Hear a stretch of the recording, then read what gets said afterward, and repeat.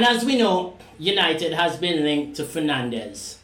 Now, Mateus Fernandes have been linked to Tottenham and to Real Madrid. And basically, they are saying, his parent club, West Ham, basically saying that, you know what, if you guys don't pay enough for him, you can't get him. So they're basically trying to create a bidding war for this player so that they can get the most for this player because they've gone down through relegation. Let us not forget, if West Ham is able to sell 3 or 4 of their top players, bring in 1 or 2 really good championship players, get back to the Premier League, win that money, let's say they win the championship, bro, they're in a really good place financially. Coming back to the Premier League, they can actually buy a team that can be competitive right away.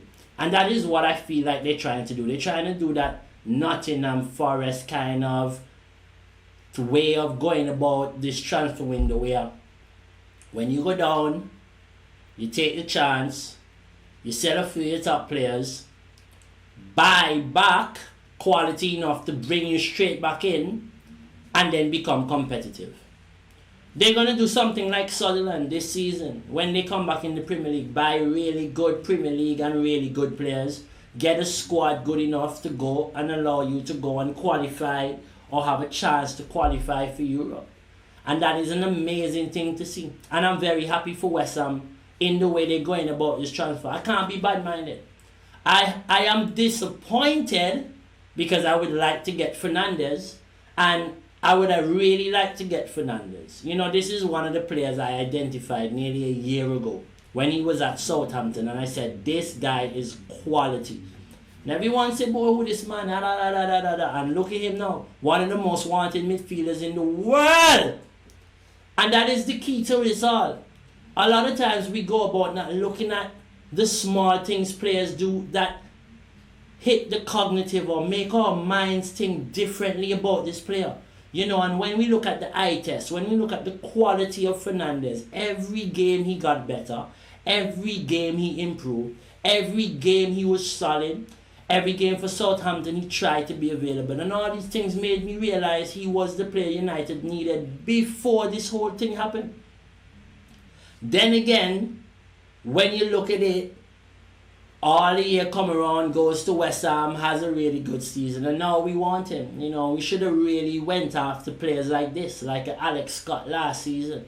You know, I don't know why Ruben Amorim, I don't know if Amorim wanted those players or not, or if we were identifying these players, but it seems to still be a lot of players that Amorim identified. United is still going after.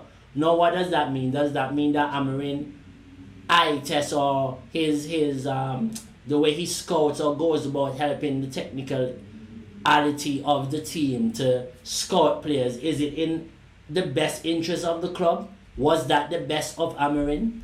But we see rumors coming out of guys like Alex Scott, who, in my opinion, he's a top midfielder. Now, Alex Scott averages in the top 16th to 20th percentile for all these following metrics: duels, interceptions, pressing, shots by a defensive midfielder, distance covered. All of these, he's in the top percentage of this.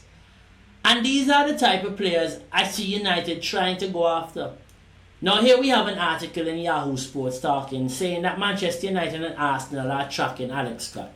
Now we have known that Arsenal has been a long-term fan of Alex Scott. Since January, there have been rumours about him going to Arsenal. Now I must say, this guy next door, Declan Rice, is fucking frightening.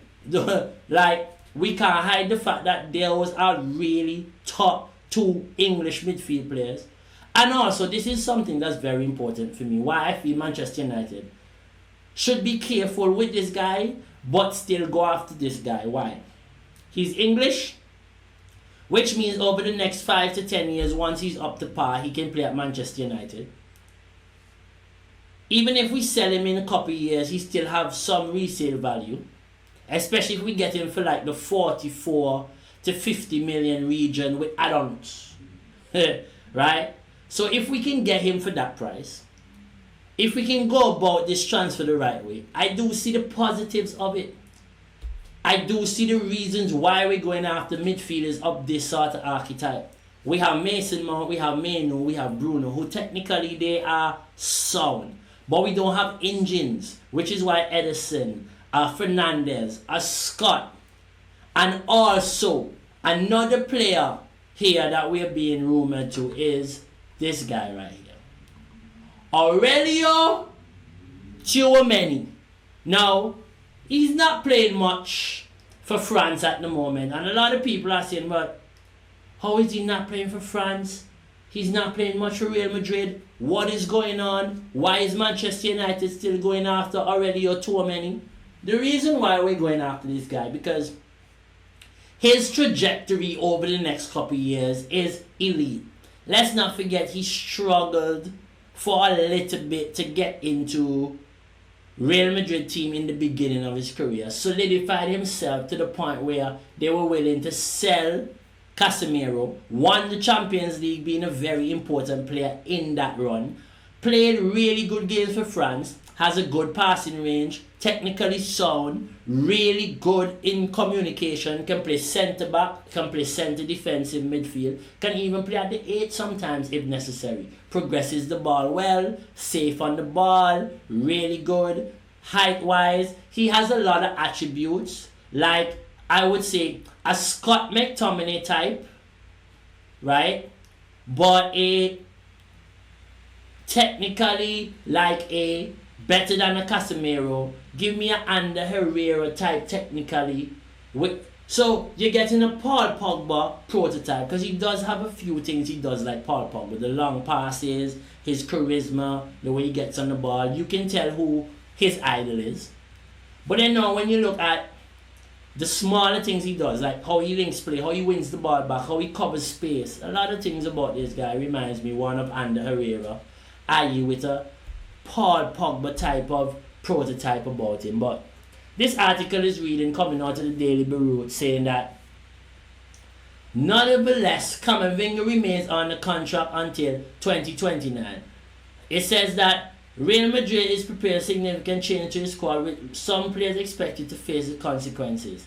Camavinga and Tchouameni are going to face those issues. Now, it says that if Camavinga stays, already Tchouameni could become the player facing a move. If Tchouameni was a key player last season, which means there's a strong way that also Camavinga can move, and that's another player that we should look at, because in my opinion, Camavinga or Tchouameni lifts the level of our midfield. It gives us a very good chance to pressure teams in the Premier League. Give us a very good chance to be able to be one of the best teams in the league. And we need a midfield that is all action behind players like a Bruno, behind players like a Mason Mount, to complement players like a Cunha, to complement players like a Kobe Menu. You understand? We need midfielders at Edison, or we need at least 2 to 3 more midfielders in order for us to be a very dangerous football team. The more we can have midfield options that are competing to be at the best, is the better we can be. Is the more that we can rest a Bruno Fernandes against a Wolves or against a smaller team, a Leeds. These kind of teams, we can rest a Bruno and play a Mount midfield with an Edison and a Scott, or Edison and a Tchouameni. There's a lot of things we can do with this team, and this is why I'm so excited for this transfer window, because I think United is going to do something brilliant. But yes, people, it's been your boy. Don't forget to like, share, and subscribe. Keep hitting the bell for notifications, and guess what? See you on the next one, my people.